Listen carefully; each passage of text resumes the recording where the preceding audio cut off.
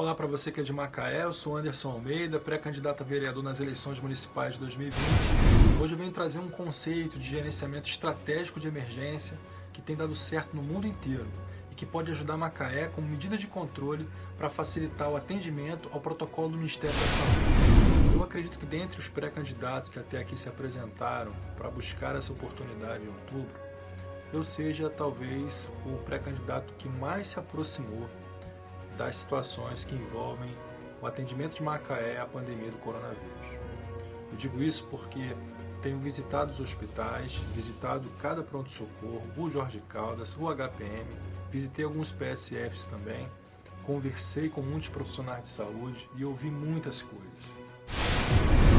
Em tempo de tantas informações tristes que são noticiadas diariamente sobre esse assunto, eu preciso me precaver para trazer para vocês sempre informações que evitem fake news. Por isso, quando eu transmito alguma informação para vocês diariamente, eu estou extraindo isso do Instituto Johns Hopkins, que avalia o resultado da pandemia no mundo inteiro, do governo federal através do Ministério da Saúde, do governo do estado do Rio de Janeiro e também da prefeitura de Macaé. Macaé tem um polo industrial muito forte. E se eu estou vindo como pré-candidato a vereador oriundo da área industrial, naturalmente que isso pode ser observado como uma proposta de ajuda. O protocolo do Ministério da Saúde é extremamente exigente. E a gente pode fazê-lo de várias formas. Mas por que eu decidi fazer esse vídeo? Porque eu percebi que tem havido, por parte da população, relatos, filmagens, vídeos do WhatsApp, de medidas que têm sido tomadas e que no dia seguinte têm sido consertadas. Talvez com uma metodologia que é know-how no mundo inteiro, nós consigamos fazer coisas diferentes, coisas mais assertivas, mais brandas onde devem ser brandas e mais rígidas onde devem ser rígidas. O diálogo e a comunicação entre a gestão pública e aqueles que são técnicos facilitam muito nesse processo, principalmente numa pandemia como é do coronavírus. Digamos que nós olhássemos para a pandemia do coronavírus como um grande incidente municipal. Esse incidente exige de nós um conceito de gerenciamento padronizado, onde no lugar dos fatos e para todos os tipos de riscos, se permita uma resposta organizada envolvendo várias jurisdições internas ao município e os seus representantes públicos. Estabelece-se um processo comum de planejamento e gerenciamento de recursos, permitindo a integração através de uma estrutura organizacional comum. Quando a gente não faz isso, a gente acaba gerando o quê? Falta de responsabilidade, comunicações deficientes, processo de planejamento sem sistematização, falta de metodologia de integração dos participantes ou até mesmo ausência de recursos. Como a gente ainda não sabe quando que essa pandemia do coronavírus vai terminar, a gente precisa estabelecer uma organização modular, o gerenciamento por objetivos, plano de ação, unidade de comando, cadeia de comando, comando unificado. Vou dar alguns exemplos de alguns pontos que foram observados. O pessoal foi buscar o benefício na Caixa Econômica Federal. Aí chegou lá, aquelas filas enormes. O pessoal foi lá, postou, fez vídeo. No dia seguinte se instalou tenda, colocou lá as cadeiras e pronto, organizou. Mas no primeiro dia teve aglomeração. E a gente colocou as pessoas em risco. Se a gente tem um processo muito bem desencadeado e organizado, um sistema de comando estruturado, com uma organização modular, com o gerenciamento dos objetivos, isso não teria acontecido. Se a gente tivesse colocado um comando unificado que observasse isso à medida que os decretos fossem saindo e a redistribuição das informações, à medida que o governo federal fosse divulgando que o dinheiro estaria disponível, isso não teria acontecido. Então é importante entender que é preciso que o canal de inteligência, de comunicação da prefeitura esteja conversando com os atores dos comandos, que a gente chama de comando unificado e cadeia de comando.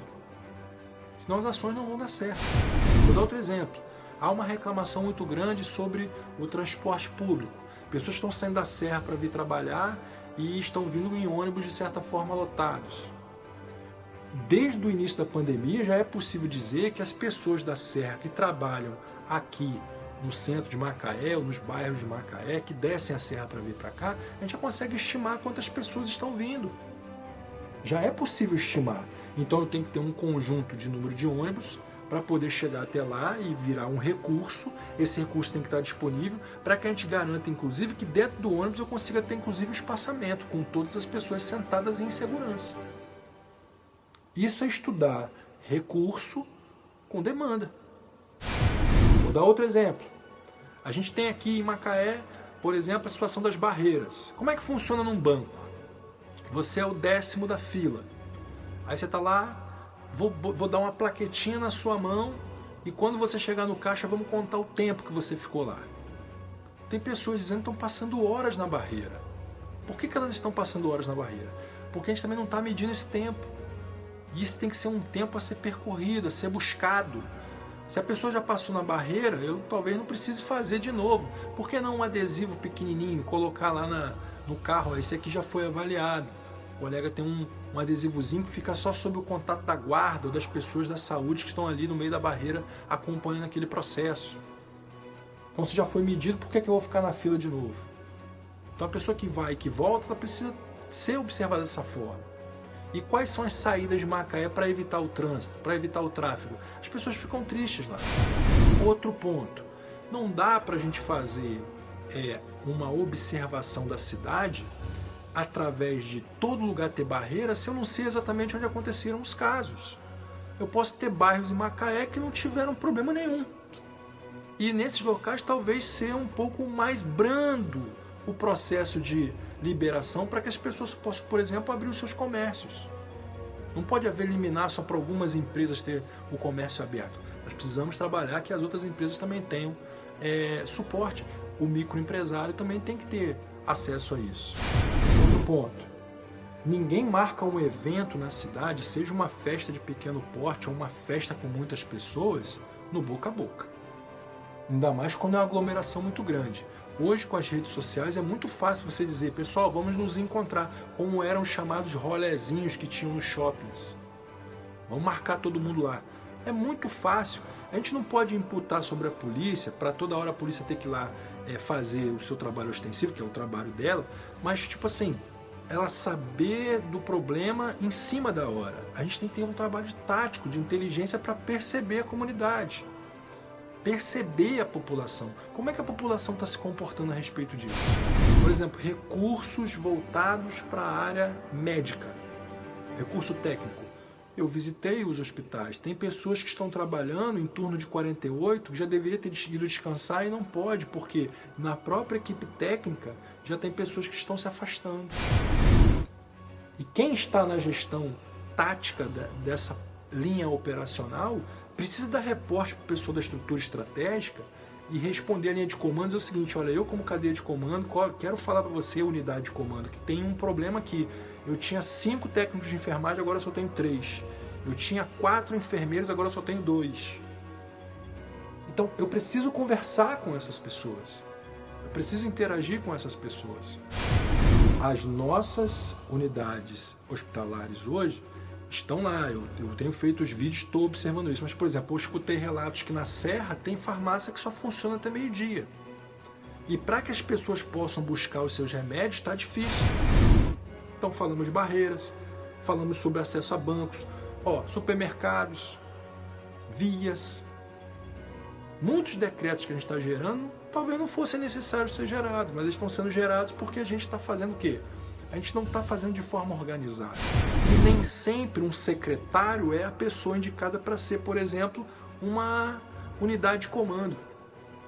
Ele não ser, por exemplo, talvez ele não seja nem unidade de comando, ele seja só cadeia de comando, porque não tem autonomia. É como pegar um voo de ponte aérea e colocar uma pessoa que a aeromoça pergunta, se o senhor tem condições de estar aqui? O voo está cheio, mas se acontecer uma emergência, eu preciso que você puxe essa porta aqui. Tem gente que não consegue estar nessa função. E não adianta a gente criticar a cidade, criticar o executivo, como eu falei, criticar as secretarias, criticar os vereadores. A gente tem que procurar buscar o quê? Recursos. Eu quero tocar no ponto final, que são os recursos financeiros. Olhar melhor para os recursos financeiros, tanto que o governo federal tem gerado, quanto a própria cidade de Macaé tem gerado, ou buscado junto ao governo do estado essa geração de renda. Pode ser que falte alimento para a gente.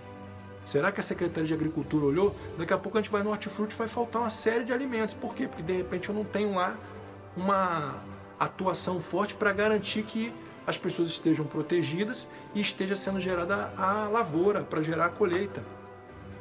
Isso é pensar a cidade. E não pensar em criticar a cidade. Será que os tratamentos de saúde, os outros tratamentos, pessoas de oncologia, pessoas de hemodiálise, pessoas com outras comorbidades que não estão relacionadas ao coronavírus, estão conseguindo fazer seu atendimento de forma segura? 30% dos leitos estão ocupados, as UTIs lá, casos de emergência para coronavírus. Mas será que os outros casos estão sendo tratados? Isso tem a ver com o quê? Cadeia de comando. Tem a ver com o quê? Unidade de comando. Tem a ver com o quê? Gestão de uma emergência. Então, que esse vídeo chegue para a liderança do município, chegue para as secretarias, chegue para a Câmara de Vereadores, chegue para os vereadores, para que vocês possam entender que nem todo mundo que está nesse processo pré-candidatura está preocupado com a eleição. Pode ser que tenha gente que está preocupada em ajudar. Quero ajudar. De repente essas pessoas querem ajudar, têm propostas boas para pensar e não criticar o município. Ajudar. Ajudar mesmo. Nós vamos precisar saber como é que a gente vai lidar depois que essa pandemia passar.